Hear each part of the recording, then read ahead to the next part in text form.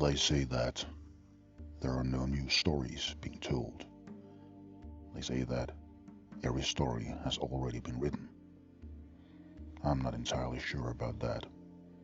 Haven't seen a lot of Shakespeare plays about suburban dads trying to figure out their cell phones to communicate to their furry daughters. But I get the gist of it. I mean that stories have structures, and most structures have been used again and again and again throughout the ages. Types of stories, the way that the story unfolds, the way that ideas and stories are communicated. There are not that many unique ways to tell a story, and most of the ways have been used over and over again for centuries, if not for millennia. Some people see this as a bad thing, the death of originality, copycatting, clone stories, nothing new under the sun. I disagree. Structure is important. People understand how a story is structured so that they can easier get into the smaller details of the story, the characters, the worlds, the funny little moment, the sense of tension, the drama, whatever. Structure isn't everything, but it helps. It doesn't just help in understanding stories, it also helps telling them, creating new stories. When you have structures that you know, that you understand, that you feel familiar with, that you feel comfortable with, creating a story around that structure becomes a whole lot easier than doing everything from scratch. A fictional universe needs structure. Not everything has to be the same, but knowing how to create a story without depending entirely on some kind of divine inspiration for every line written, that's important. You need to be able to push inspiration out from the depths. You need to be able to inspire yourself by using tools rather than just dumb luck. Am I saying that every story in our little food-based fictional universe should follow the same structure, that they should follow a common formula? No, of course not. There has to be variations. There has to be variety, diversity. There have to be new things. But if there's not a fixed structure, then what am I looking for? In essence, a recipe. A recipe for designing stories so that a story can be written without having to depend on some magical idea just falling from the sky. So, what kind of recipe do I have in mind? I call it the burger. Why? Because we're dealing with food, and a food fictional universe should have a food-based structure. Is it very important that it's a burger? No, not at all. I'm fairly sure that you can find any kind of flowery language to describe it. But I picked a burger. Moreover, the burger analogy can be used when I start looking at more advanced stories, more complex stories. The idea can be expanded upon from a fairly simple, basic foundation. But those basics are what we'll stick to for now. Keep it simple, stupid. We'll keep it simple.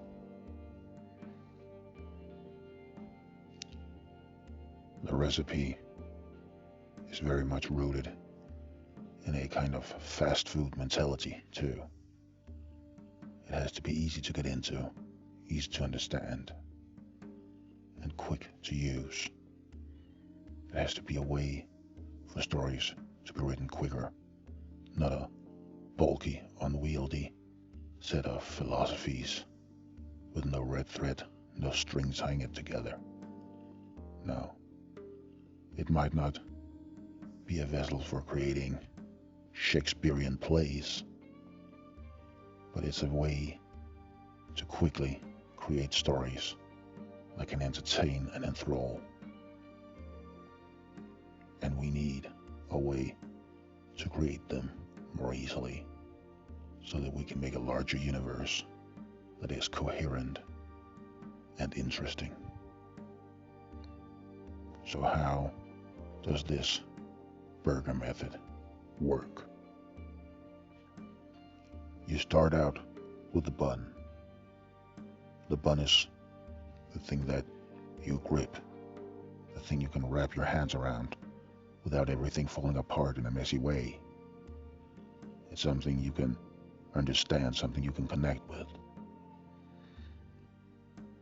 It's the essence of the plot, the thing that you can repeat to someone when they ask you, what is the story about?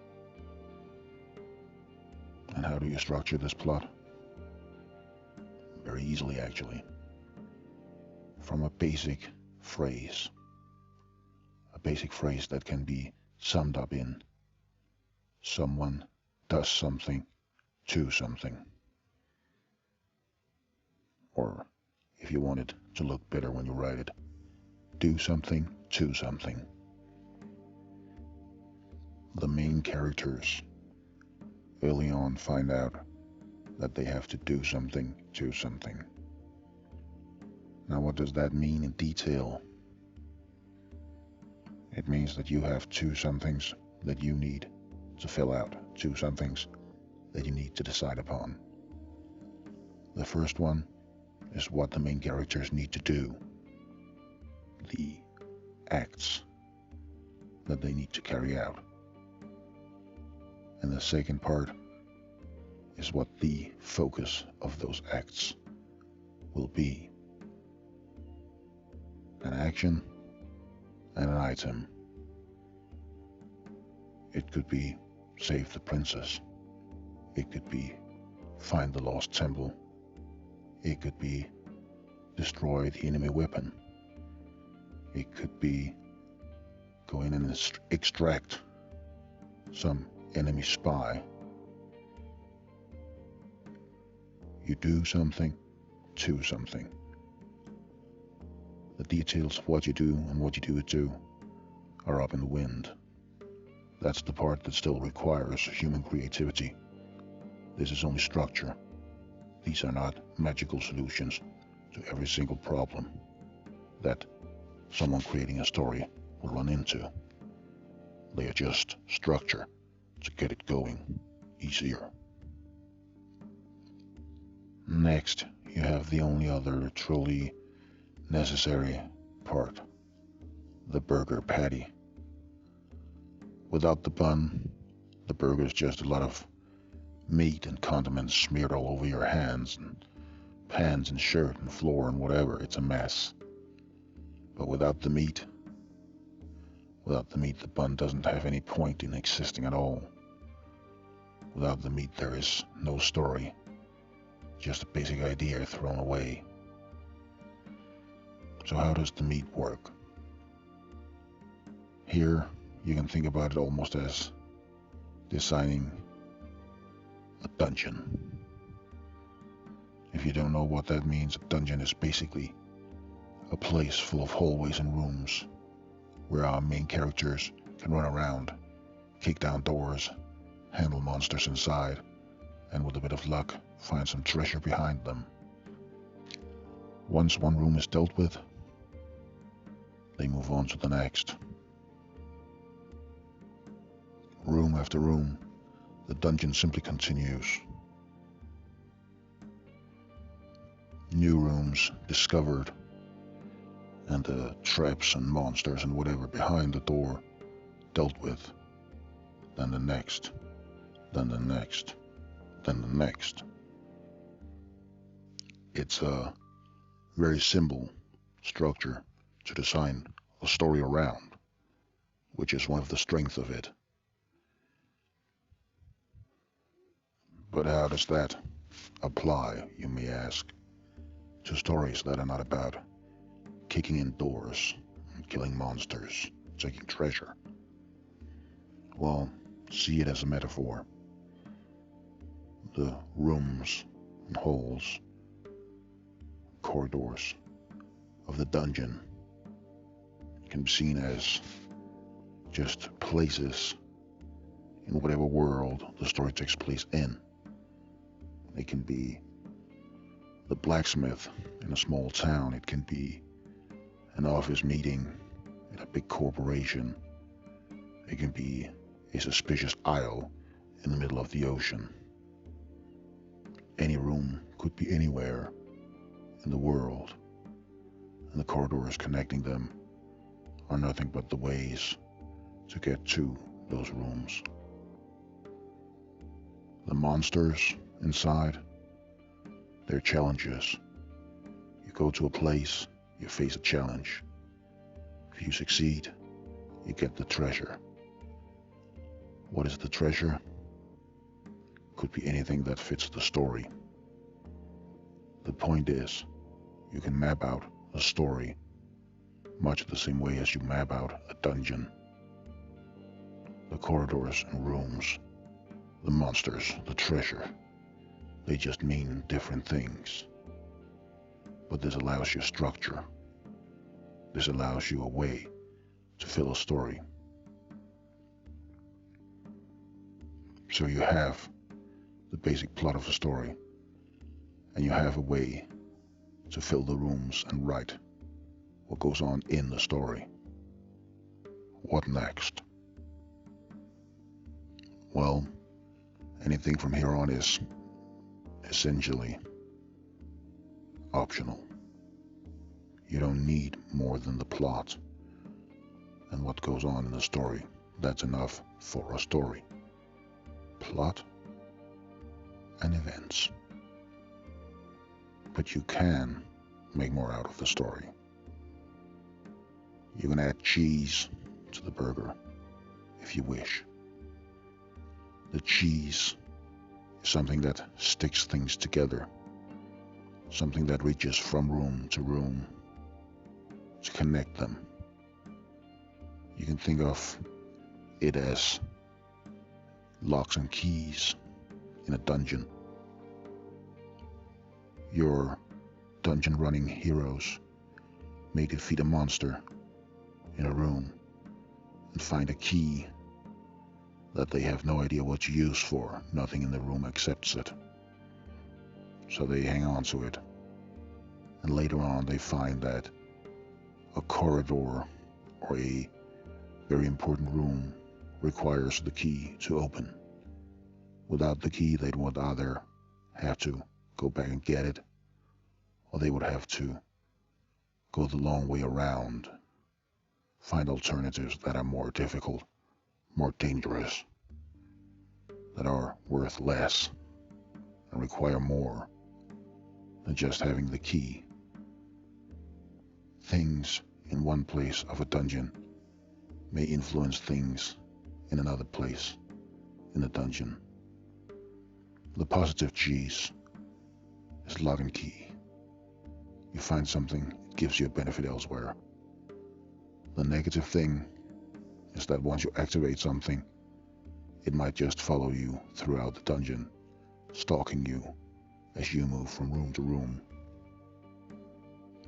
A roaming monster catching your scent as you go through a corridor, and then following you as you move throughout the dungeon. Now it's no longer your choice when you face it.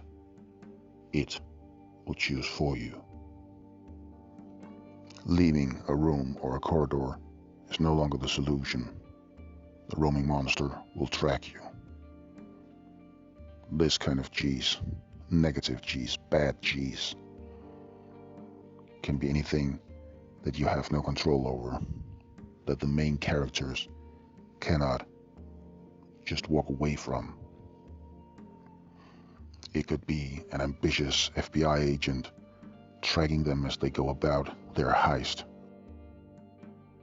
It could be a stalker, a killer, following them throughout their adventures, striking again and again, or just waiting in the shadows for the opportune moment to ruin everything they've been doing.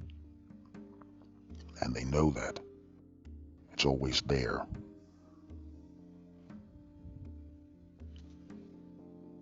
But the burger analogy can go much farther.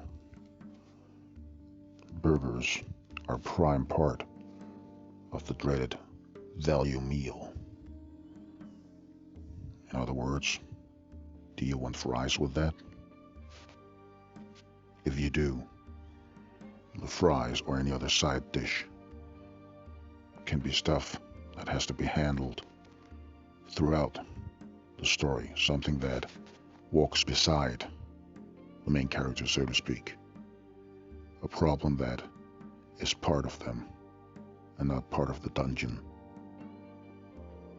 This could be an annoying kid tagging along for some reason, someone they cannot just get rid of, and they'll have to deal with that all the way along the way. This would be fitting if the basic plot was to protect a caravan of people going from one place to another. The burger patty would be all the things encountered along the way, challenges that needed to be dealt with, opportunities worth taking, people attacking them, places they could go. In such a case, the fries may be people in this caravan that need to be quote-unquote handled along the way. Busybodies, annoying troublemakers, well-meaning but nosy or clumsy people that stick their heads in where they don't belong. A constant nuisance, a constant challenge, following along throughout the story. A side dish while you eat your main meal. And of course, the value meal comes with a beverage, something that makes everything go down a little easier. These are the small, largely unimportant events along the way, which are just a way for the main characters to relax and detach a little. It could be stopping at a tavern for the night, and instead of brooding over the mission, just going down and having some fun with the locals, drinking games, a friendly bar fight, exchanging gossip. Whatever lets the main characters break away from their task at hand, and perhaps even enjoy life a bit. Little events may still further the story, a piece of juicy gossip that will come in handy along the way. The cheese is still there. The cheese does not go away. You may find keys to unlock things later. You may run into your roaming monster. Whatever you do, it's still a part of your little adventure. But for this little moment in time, you get to kick back and enjoy yourself, and not worry about progressing anything. That is the beverage. And together, the burger with its bun, patty, and cheese, the fries on the side, the beverage, together, if used properly, this structure can create 1,000 stories easily. But in the end, it comes down to one final ingredient: the special sauce. The sauce is not a thing that anyone does. It's the way in which everything is done. This harks back to the kind of style you're going for. If you're going for a grim style in the darker end of the spectrum, then the sauce will be dark too. Things will be done in a cruel, uncaring manner. Violence may be common, threats may be common. Even worse things like torture may be a part of it. It's how things are done. It's how you fight the monsters you meet in the room. If you're more on the lighter side of the scale, it's more a matter of a happy rump, a bunch of tomfoolery that will end up yielding some kind of results. It's lighthearted. It's not the same grim, dastardly horrors that a darker version would revel in.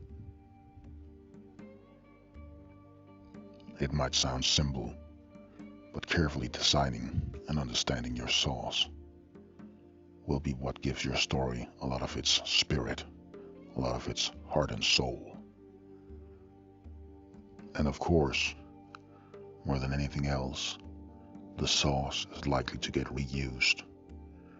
The next value meal, with its burger, its fries, and its beverage, they all have new components in them, new kind of plot, a new structure to the quote-unquote rooms and the quote-unquote dungeon.